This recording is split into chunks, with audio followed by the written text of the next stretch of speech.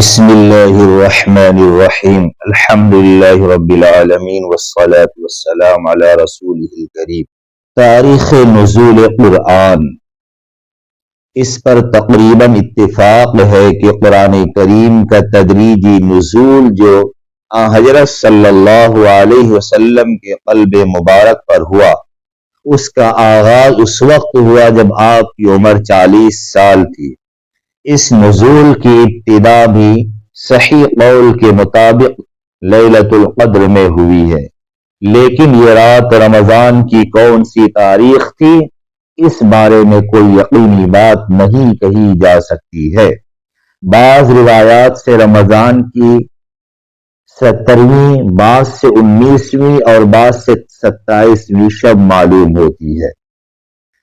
سب سے پہلے نازل ہونے والی آیت، صحیح قول یہ ہے کہ حضرت صلی اللہ علیہ وسلم پر قرآن کریم کی سب سے پہلی جو آیتیں اتری وہ سورہ علق کی ابتدائی آیات ہے۔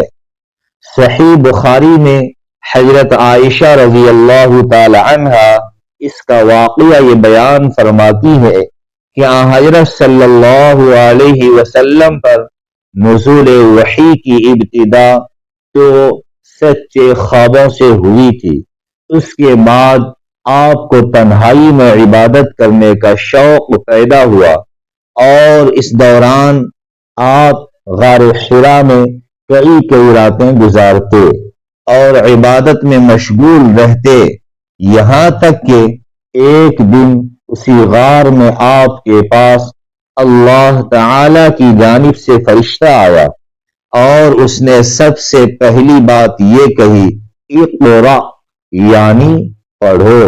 حضور صلی اللہ علیہ وسلم نے فرمایا کہ میں پڑھا ہوا نہیں ہوں۔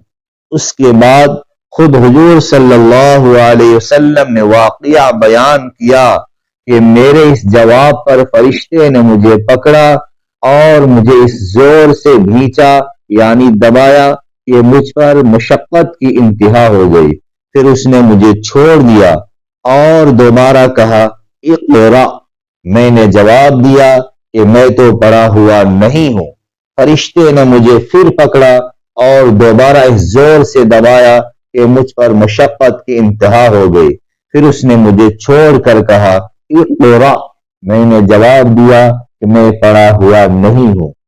اس پر اس نے مجھے تیسری مرتبہ پکڑا اور بھینچ کر چھوڑ دیا، پھر کہا اقرأ بسم ربک الذی خلق، خلق الانسان من علق، اقرأ وربک الاکرم، پڑھو اپنے اس پروردگار کے نام سے جس نے پیدا کیا، جس نے انسان کو منجمد خون سے پیدا کیا، پڑھو اور تمہارا پروردگار سب سے زیادہ کریم ہے۔